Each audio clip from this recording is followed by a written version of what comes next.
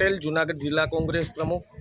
આજે દેશમાં અને ગુજરાતમાં જે અસહ્ય મોંઘવારી ફાટી નીકળી છે, ત્યારે આજે અમે લોકોએ જૂનાગઢ જિલ્લાના મેંદરડા તાલુકા મથકે અમારા પ્રમુખ શ્રી જોલિતભાઈ બુસા, શહેનાજબેન બાબી, કરસનદાસભાઈ વાદરકા, મનોજભાઈ જોશી અને તમામ મુખ્ય કોંગ્રેસ આગેવાનો ખેડૂતોની ઉપસ્થિતિમાં જે અસહ્ય મોંઘવારીને હિસાબે આ દેશની પ્રજા, ખેડૂતો જે હેરાન પરેશાન છે, ત્યારે અમે આજે આવેદનપત્ર આપ્યું છે। આ દેશનું ભવિષ્ય, યુવાનોનું નીટનું પેપર જે ફોડવાનું કામ આ ભાજપે કર્યું છે, ત્યારે શિક્ષણ મંત્રીએ તાત્કાલિકપણે રાજીનામું દઈ દેવું જોઈએ। આ તમામ મુદ્દાઓને લઈ આજે સરકારની આંખો ખોલવા માટે સરકારની ખબર પડવી જોઈએ કે પ્રજાને તમને મત આપીને સત્તા સુધી બેસાડ્યા છે, એ જ પ્રજા, એ જ ખેડૂતો અને એ જ નાગરિકો, આ દેશના તમામ લોકો તમને સત્તામાંથી દૂર પણ કરી શકે છે। અને એટલા માટેથી આજે કોંગ્રેસ રસ્તા ઉપર આવી અને પ્રજાનો અવાજ બની આજે મામલતદાર મારફત મુખ્યમંત્રી શ્રી ભૂપેન્દ્રભાઈ પટેલને આવેદનપત્ર આપવામાં આવ્યું। જી અમિતભાઈ, લોકો દ્વારા સ્માર્ટ મીટરનો વિરોધ કરવામાં આવી રહ્યો છે, એ વિશે સરકાર ખેડૂતોની વિરોધની સરકાર છે।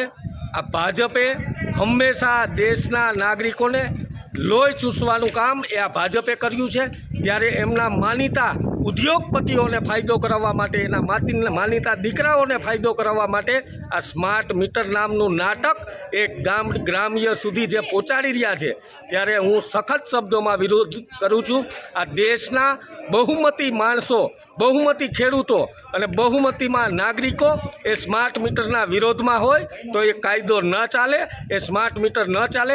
હું તમારા માધ્યમથી ગ્રામ્યના લોકોને અને ખેડૂતોને વિનંતી કરું છું કે તમારા ગામમાં જો કોઈ પણ અધિકારી કે કોઈ પણ માણસ, સરકારનો માણસ એ સ્માર્ટ મીટર મારવા માટે આવે તો ગામ એકજૂટ થઈ અને એ સ્માર્ટ મીટર ન લગાવવા દેતા અને એને સખત શબ્દોમાં એને વખોડજો।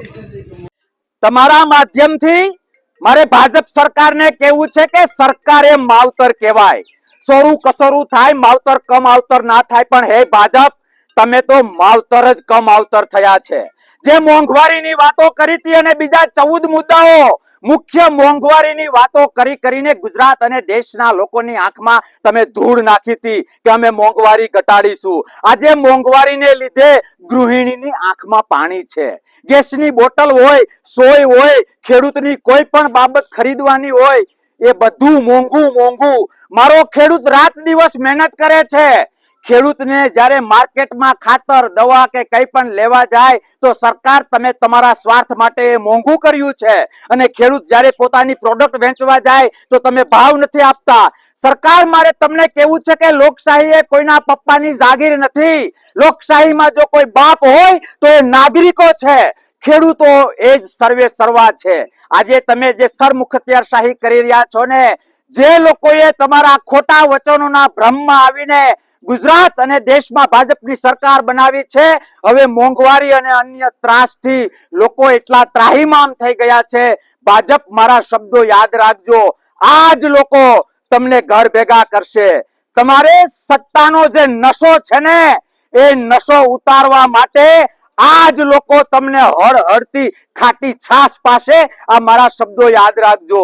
અરે બહુમતીને આધારે તમે ત્યાં રાજ કરો છો, તો ગામડાઓનું, ખેડૂતનું, ખેતીનું અને બીજા વર્ગનું ધ્યાન રાખવું એ સરકાર તમારો ધર્મ છે। ધર્મની ખોટી વાતો કરીને તમે અધર્મ કરો છો, પણ મને ભરોસો છે એક ગુજરાતી પર, મને ભરોસો છે એક મારા દેશના નાગરિક પર કે બધા હવે વાસ્તવિકતા જાણી ગયા છે। તમારે સત્તાના નશામાં ભાજપ જેટલું રહેવું હોય એટલું રહો, પણ આ મોંઘું ખરેખર આ સરકાર લોકશાહી શું છે એ ભૂલી ગઈ છે કે લોકશાહી એટલે લોકો દ્વારા, લોકો માટે અને લોકોથી ચાલતી સરકાર એટલે લોકશાહી। પણ લોકશાહી જેવું કાંઈ રહ્યું નથી। આ સરકાર ખરેખર સરમુખત્યારશાહી અપનાવે છે। અમારી ટીમ કોંગ્રેસ કમિટી, જિલ્લા પ્રમુખ અમિતભાઈ, શહેર પ્રમુખ મનોજભાઈ, વીટી સીડા સાહેબ, શહેનાજબેન, ધ્રાંગાભાઈ, પ્રફુલભાઈ ધ્રાંગા અને કોંગ્રેસના સનિષ્ઠ કાર્યકરો, આગેવાનો સૌ અમે મોંઘવારી મુદ્દે આજે મામલતદાર કચેરી અમે આવેદનપત્ર આપ્યું। આ આવેદનપત્રમાં મારી માંગ એ હતી કે વધતી જતી મોંઘવારી, ડીઝલના ભાવ, નીટના પેપર ફૂટ્યા, તે જો આ બધું સરકાર દ્વારા જો બંધ કરવામાં નહીં આવે તો કોંગ્રેસ પક્ષ દ્વારા, કોંગ્રેસ ટીમ દ્વારા, કોંગ્રેસ સમિતિ દ્વારા આગામી સમયમાં ખૂબ જલદ આંદોલન કરવામાં આવશે.